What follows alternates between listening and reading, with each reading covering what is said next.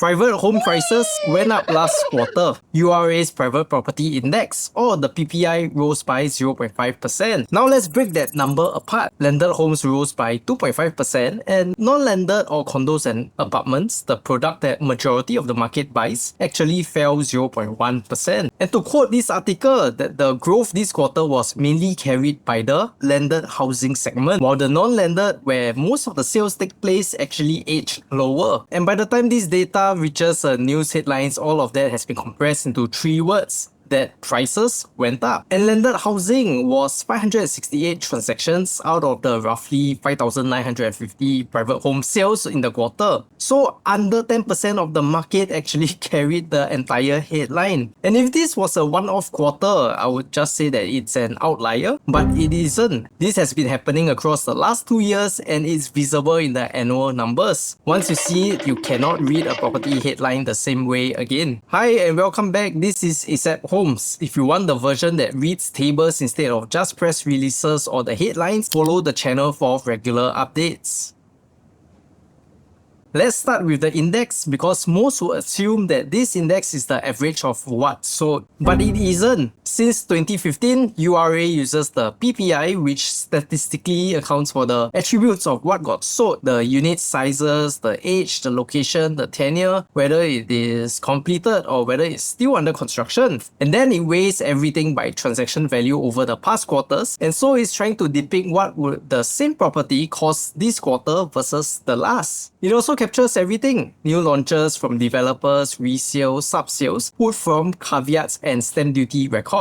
But here's the limitation. URA publishes this as one headline number, and underneath it are 2 completely separate markets: the landed and the non-landed. Detached houses, semi-detached, or terrace or good class bungalows even on one side, and condos and apartments on the other side. Those are not the same asset. They don't have the same buyer pool or the same supply or the same price drivers, which brings us to the pattern. Here's the annual price growth for each segment since 2021. See what happens here. From 2021 to 2023, thanks to the COVID surge, every segment in the market was increasing. Landed and non-landed moved together. Landed actually outpaced the non-landed each year, and both slowly decelerated over the years thanks to the cooling measures and interest rates hikes that happened during those years. And if you ask me in 2023 whether the headline index was still a fair summary of how the private property market was doing, I would have said yes, more or less. And then in 2024, non-landed grew 5 times faster than landed. And it's worth thinking about how that happened, because non-landed's whole 2024 gain was 4.7%, but majority of the year was pretty uneventful, and then quarter 4 was 3%, meaning that roughly 2/3 of the entire year's growth only arrived in the final quarter. So what happened in that quarter? Developers launched 3,400 over units, which included Emerald of Katong, Norwood Grand, Chuan Park, and Nava Grove. More than half of the year's launches were crammed in these final last 3 months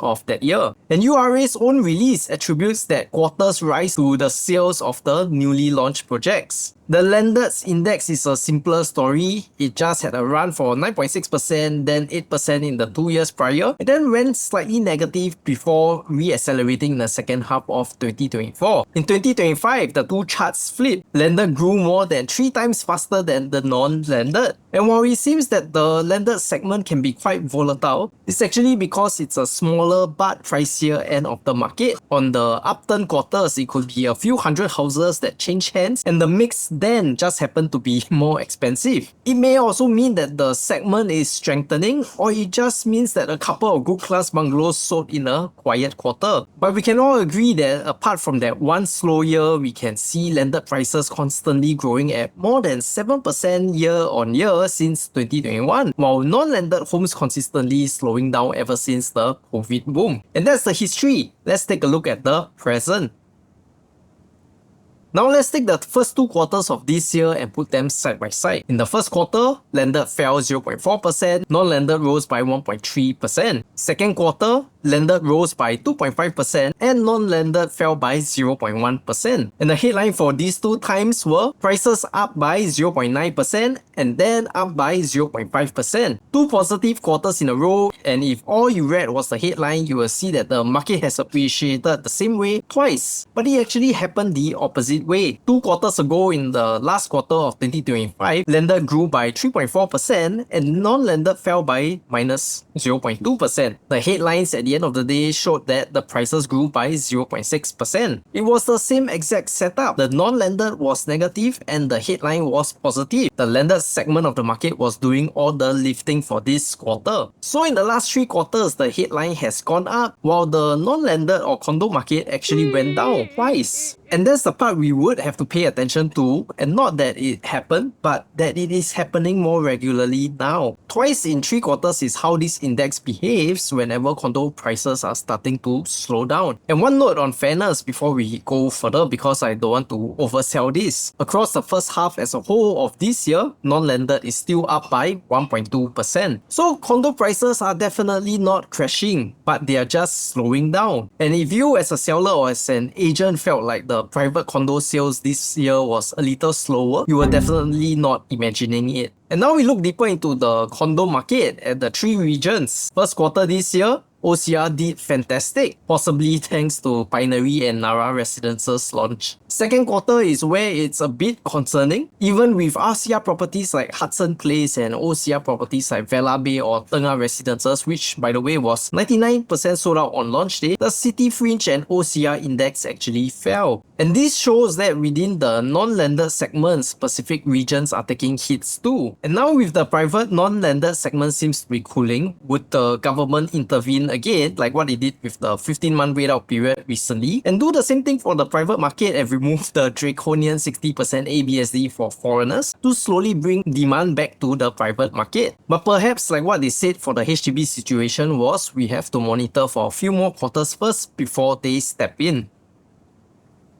And here's the second thing to check, and it applies when non-landed itself goes up. Go back to the end of 2024. Non-landed prices rose by 3% in that quarter, a strong growth indicator. But here's how URA described it in their own release, that the increase was mainly driven by sales transactions at selected new launch properties. And now just think about what that means technically. A new launch price at a substantial premium to the resale stock around it, that's normal. It's a brand new product with a fresh lease. But when a big launch sells well and those transactions enter the index, the number goes up. But your existing condo down the road didn't just become more valuable that quarter. It was just a more expensive product that was simply added into the sample pool. URA unfortunately doesn't publish a separate new sale and resale index, so nobody outside of ERA can break it down exactly. And also clearly it isn't always new launches, because this quarter, prime districts actually rose 1.8% with no new launches at all, lifted instead by a handful of potentially more expensive resale properties or even the existing CCR projects we have on hand now. But the lesson from both cases is the same. Before you actually read this news headline as the market is up, ask yourself what actually transacted in this quarter. Sometimes it's landed, sometimes it's a new launch that did well, sometimes it's just a few big ticket deals in a quiet quarter. None of those can be just directly translated accurately as your existing private home suddenly being worth more that quarter. So look at the data that comes with the headlines rather than just buy whatever the headlines are saying.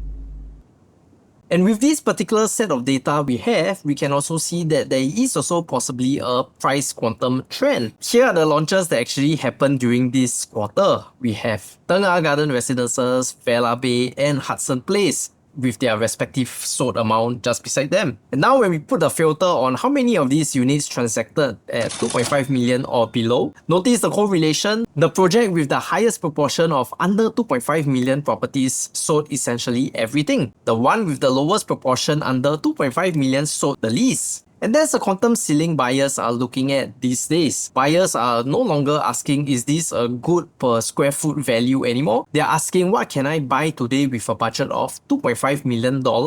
Developers have worked this out, which is why you see efficient layouts and compact units rather than price cuts, especially thanks to the new GFA harmonizing ruling. They are engineering to bring the total price down to meet where buyers are actually comfortable at. And the early third quarter signal says the same. Lentor Gardens Residences, a project which I covered in an earlier video, has moved 54% of its 499 units at around 2,350 PSF. So it still goes to show that buying power in well-located OCR projects is still intact. It just has to be within a quantum that buyers can comfortably afford. Right now, the new launch inventory is low or considered to be low. Unsold, uncompleted private homes stood at nearly 15,000 units at the end of the second quarter this year, down 7.2% from 16,000 in the last quarter, and only just above the record low of 14,000 set in the first quarter of 2022. But upcoming completions will be ramping up quickly. In the second half of 2026, we have over 5,000 units to be completed. In 2027, over 8,000, and in 2028, we have over 10,000 private units completing. And this is also coming with a growing number of private residential units that are vacant. And this part matters the most if you are looking to buy and rent out. While the rental has rose by 0.7% in the second quarter and leasing seems to have held up, the wave of completions on this scale is what potentially would soften rents. Of course, I'm not saying that we are in a super oversupply situation like 2013 when there was a spike in supply then. However, the information of the upcoming completed properties and also an uptrend in private residential vacancies might be a bit concerning for pure investor landlords. And as a short answer on where our current property supply is, you can refer to this video where we discuss population size to existing residential supply. But the question to ask before you step into any purchase today is to take a look at the current upcoming supply of completed properties and decide whether joining in this batch of completed properties serve the purpose that you're getting this property for.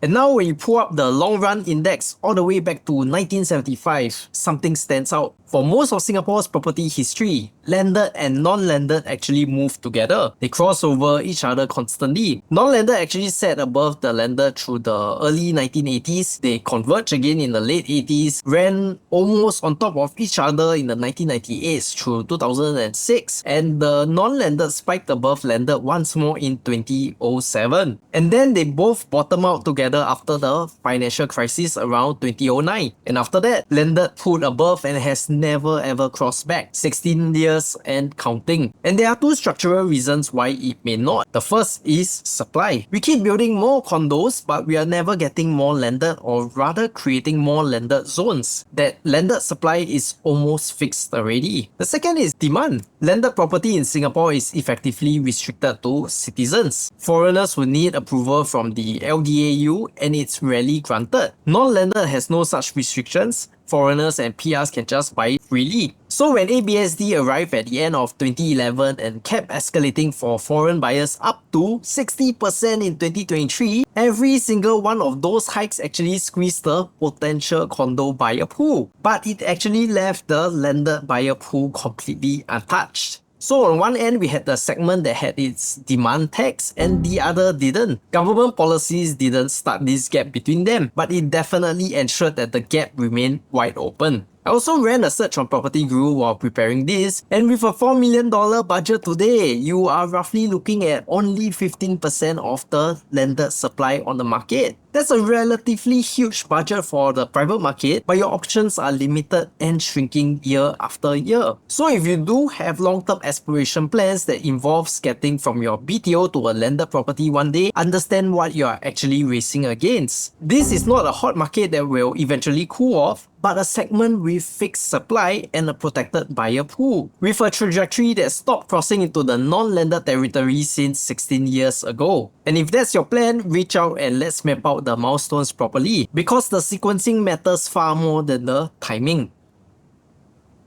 If you own a condo and read that prices are up as a green light to start selling high, check which market you're in. Non-landed fell by 0.1% this quarter and grew just 2.3% across all of last year. The headline was landed. If you felt like the market was a little slow or buyers not offering up to your expectation, it is not just your feeling but what the data is representing. Price against your own segment and not the entire headline. If you're buying a resale condo, congrats, it still seems like it's a buyer's market and you have the liberty to negotiate for better prices. However, apply the same principles of demand in the micro market like this video because you don't want to be buying into a generic property even if it's at a cheaper selling price. Without a unique selling point for your property in a generic market, you will be risking your future liquidity. And if you're buying a new launch, you have choices at below 2.5 million still. Thanks to how the developers are pricing, they know the price ceiling of the buyers currently and are pricing their units as such. But that also means that the competition is going to remain tight for that budget range because majority of the buyers are all within the same budget range going for the same projects. And if you are buying specifically to rent as a landlord, rentals are stable for now but completions nearly double by 2027 and beyond. Those two facts do not sit comfortably together. Understand where your property is going to end up in the upcoming completed supply because that's the determining factor of whether your property will serve the purpose it was bought for. If you own a landed, congrats, you're the king of the market and you're pulling even further ahead on the PPI. But because of how wide swings happen in the market between sometimes a $4 million landed and a 80 million GCB, don't take the news too literally that your market is rising or crashing. Take a longer term lens and understand why your existing plot is still growing in value. And if you're buying a landed property, your window is closing year by year. Prices are creeping up and if you are simply just waiting for the right time, there isn't one. So mark the milestones you need to hit before executing each step to ensure that you are not eventually priced out of the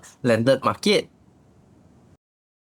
Private property prices didn't really rise last quarter. The landed segment rose on about 500 over transactions. The non-landed, where majority of the market actually buys, went slightly down. So when the headline says prices are up, run two checks before you believe that the market is actually up. Check number one, was it the landed market? Landed is usually under 10% of transactions, but it swings violently and it has now carried the headline in 2 of the last 3 quarters. If landed moved the PPI for that quarter, the condo market may have done nothing. And check number 2, if non-landed rose, was it because of the new launches? URA has already said it in their own release that the non-landed increase in that quarter was mainly driven by newly launched projects. A new launch entering the index at a premium is not the same as your existing home appreciating. But fret not, because PropNex still currently projects overall growth by 3 to 4% for 2026, with new home sales around 9,000 over units and resale between a 14,000-15,000 benchmark. So I'm not telling you that this market is falling. I'm telling you that the headline index cannot answer the question that maybe most of you are asking, which is whether your condo is growing at 0.5% based on this headline. And with that said, on this quarter's data, for most of us non-landed private owners, the honest answer is no. Prices did not increase. And if you want to work out what your own segment in the market actually did, your project, your region, or your timeline, drop me a DM at 96971000. My name is ASAP and I will see you in the next video.